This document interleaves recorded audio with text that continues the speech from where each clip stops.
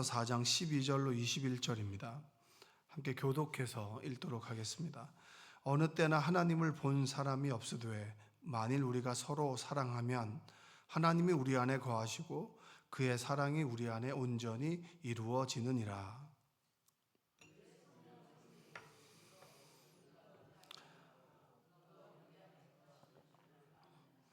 아버지가 아들을 세상의 구주로 보내신 것을 우리가 보았고 또 증언하노니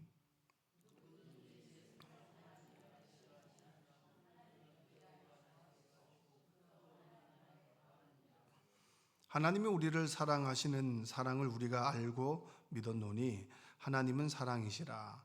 사랑 안에 거하는 자는 하나님 안에 거하고 하나님도 그의 안에 거하시느니라.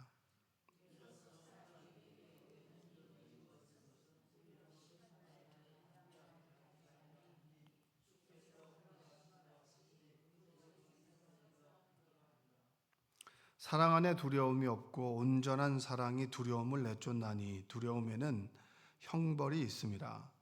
두려워하는 자는 사랑 안에서 온전히 이루지 못하였느니라. 누구든지 하나님을 사랑하노라 하고 그 형제를 미워하면 이는 거짓말하는 자니 보는 바 그 형제를 사랑하지 아니하는 자는 보지 못하는 바 하나님을 사랑할 수 없느니라. 우리가 이 계명을 주께 받았나니 하나님을 사랑하는 자는 또한 그 형제를 사랑할지니라. 아멘. 오늘도 하나님의 은혜가 여러분의 삶 가운데 함께 하시기를 주님의 이름으로 축복합니다. 우리가 가지고 있는 가장 큰 그 바람과 소망 그리고 질문이 있다면 우리가 하나님을 어떻게 알 수 있느냐입니다. 하나님을 어떻게 볼 수 있겠느냐. 눈으로 우리가 육안으로 하나님을 보고 그냥 친구와 대화하듯이 대화하면 좋은데 어떤 사람은 하나님의 음성을 들었다고 하고 어떤 사람은 안 들린다고 하고 어떤 사람은 하나님의 친밀함을 드러내는 사람이 있는데 어떤 사람은 하나님에 대해서 전혀 친밀하지 않은 그런 모습을 드러내기도 합니다. 그랬을 때 신학에서는 뭐라고 얘기하느냐. 늘 믿음을 가지고 있는 사람들이 가슴에 품고 있는 것이 하나님을 만나고자 하는 마음인데 그 만나고자 하는 것은 내가 만나고 싶다고 해서 만날 수 있는 것은 아닙니다. 하나님은 내가 만나고 싶어요, 보여주세요 라고 해서 볼 수 있는 분이 아니라고 하는 것이 바로 가장 먼저 기본적인 전제입니다. 뭐냐 그러면 내가 보고 싶다고 하는 것이 아니라 그 바람과 상관없이 하나님께서 보여주셔야 우리가 볼 수 있다라고 하는 겁니다. 그것이 계시라고 하는 겁니다. 계시. 그래서 일반 계시, 특별 계시가 있습니다. 하나님께서 자신을 보여주는 방식, 보여주는 것을 계시라고 할 때 그래서 하나님을 제가 봤습니다. 이건 조금 의심의 여지가 있고요. 그래서 성경에서 말하는 계시는 일반 계시는 뭐냐? 보편적으로 주어지는 하나님을 아는 통로입니다. 그러니까 예를 들면 자연 만물. 겨울이 그렇게 추운데 봄이 올까? 어김없이 봄이 오네. 그리고 내 심장, 내가 만들어 놓은 우리 몸을 볼 때 심장아 뛰어라, 좀 천천히 뛰어라, 빨리 뛰어라라고 얘기하지 않는데 스스로 우리의 몸 밖에 뛰는 거 하나님의 창조물을 보면서 하나님이 계시는구나 라고 하는 것이 바로 일반 계시입니다. 또 두 번째는 인간이 양심이 있어야지 이렇게 얘기하잖아요. 저 사람 참 양심 없다. 양심은 여러분들이 가지게 된 겁니까? 주어진 겁니까? 주어진 겁니다. 양심과 우리가 가지고 있는 내면의 도덕적인 의지, 착하게 살아야지. 인간이 이렇게 살아야지. 라고 하는 그런 도덕적 의지와 양심이 바로 하나님이 있다라고 하는 걸 알려주는 것이고요. 그리고 세 번째는 우리 인류의 역사의 흐름을 보면 이렇게 악해질 수 있는데 선한 손의 도우심이 있구나라고 하는 걸 느끼면서 이것을 통해서 하나님을 안다라고 얘기합니다. 이걸 일반 계시라고 합니다. 그러니까 자연 만물 그리고 우리 인간의 양심과 도덕적 의지. 세 번째는 우리 역사 가운데 임하신 하나님의 손길입니다. 그걸 통해서 하나님이 계시는구나, 하나님을 인식할 수 있는 거예요. 그리고 크게 두 번째는 뭐냐면 특별계시입니다. 특별계시.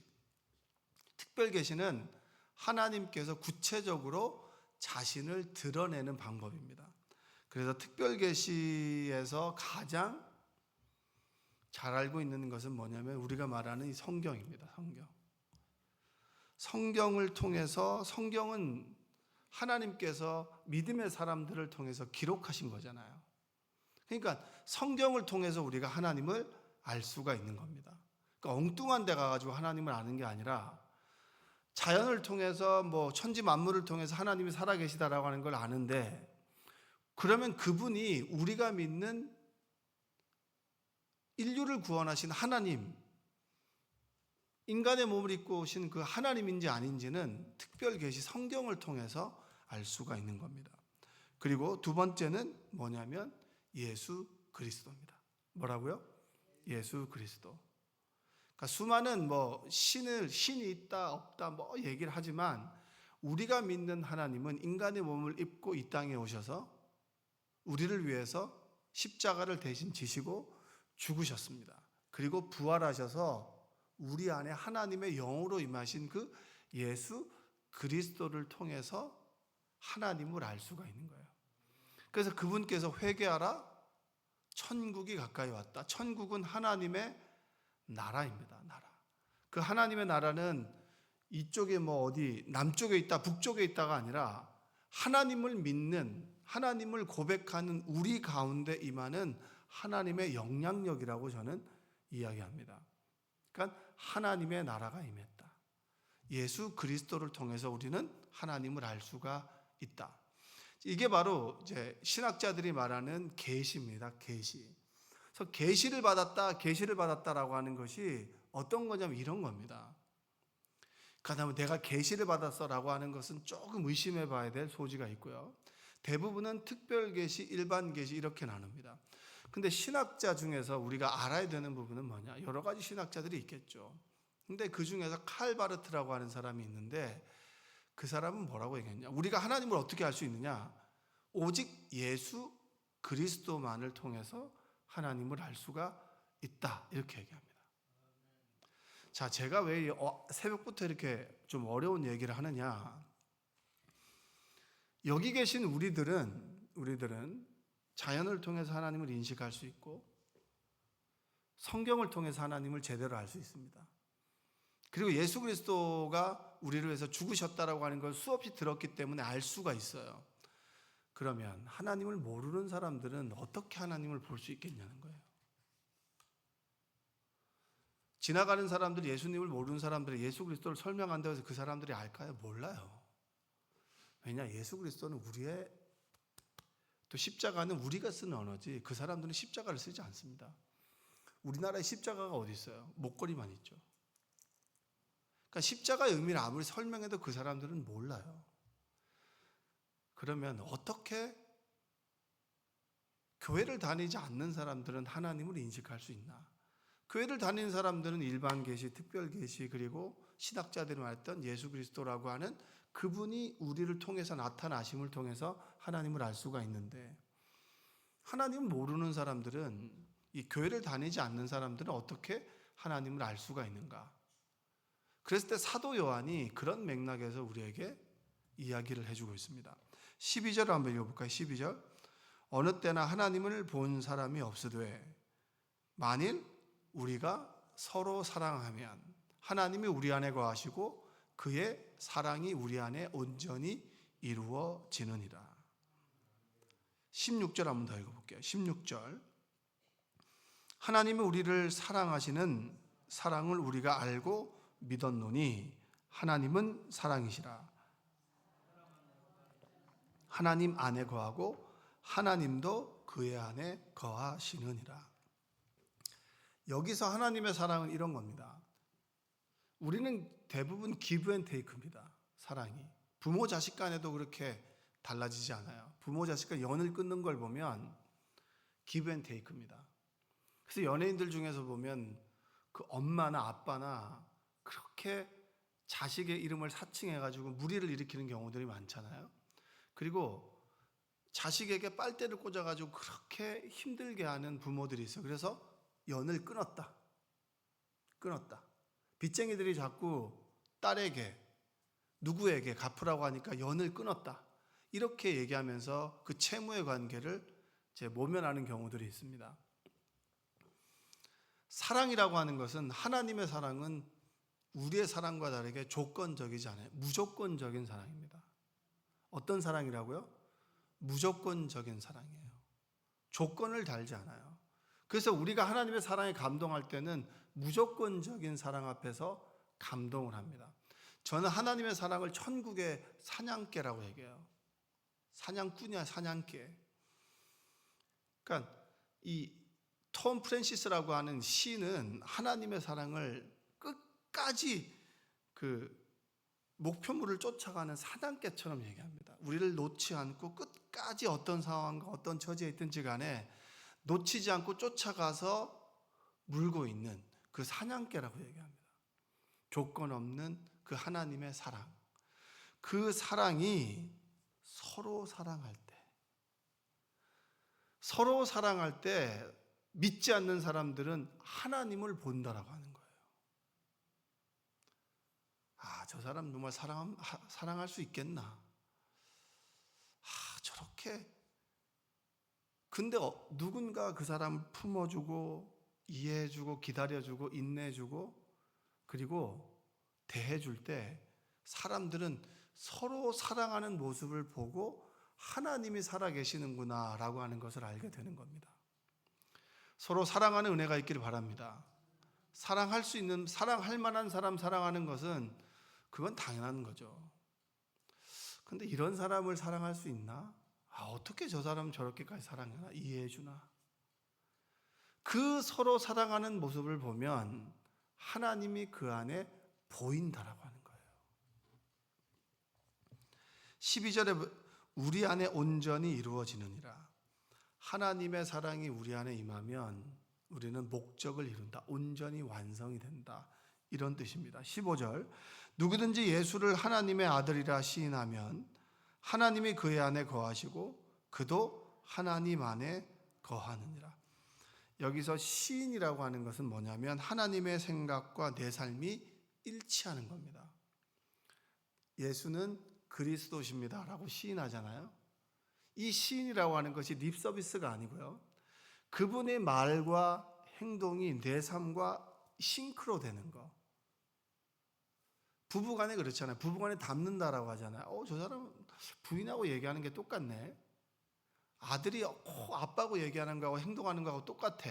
이렇듯이 우리가 어느 순간에 예수님이 말하는 것과 말하는 살아가는 방식이 일치할 때 이게 바로 시인입니다. 입으로 내가 예수님을 믿습니다라고 하는 것뿐만 아니라 저 사람이 행동하는 거나 생활하는 모습을 보면 예수님 같아 라고 하는 게 시인입니다. 그 시인할 때 비로소 하나님이 우리와 닮을 때 나를 통해서 하나님이 보여지는 거예요.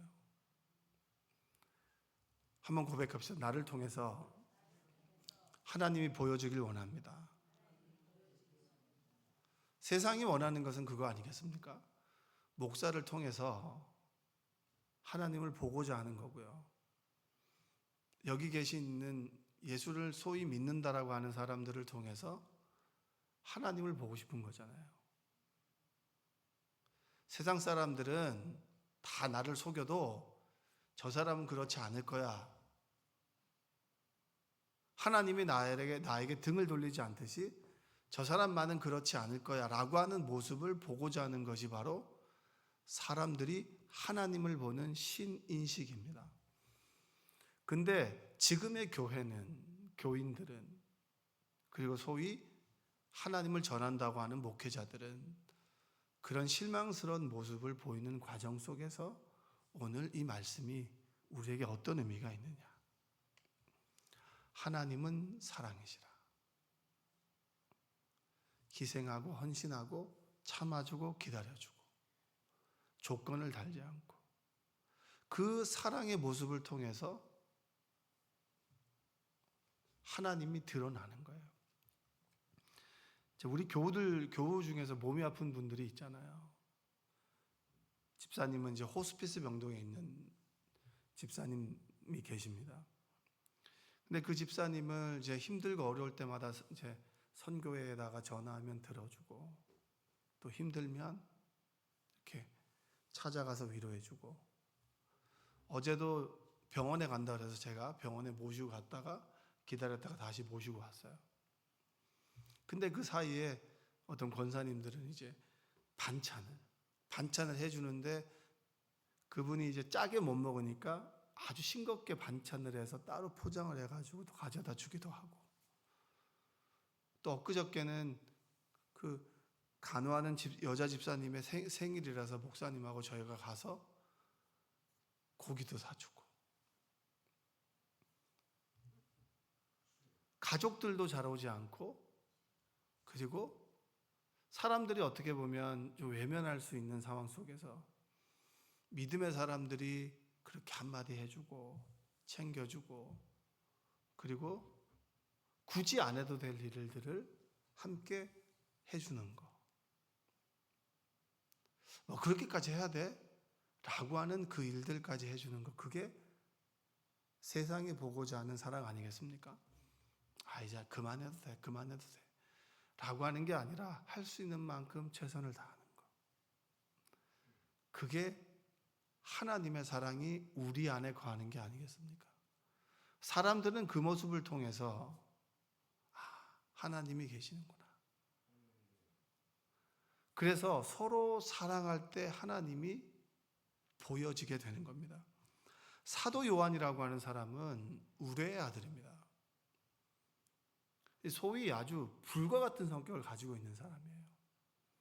근데 그가 예수님을 만나고 난 다음에 요한 1서에서 사랑을 이야기합니다. 분노를 표출하고 화를 표출했던 사람이 주님의 십자가를 만나고 변화되어서 그 사랑을 얘기하는 거예요. 사람들은 사도 요한의 변화된 모습을 통하여 하나님을 보게 되는 것입니다.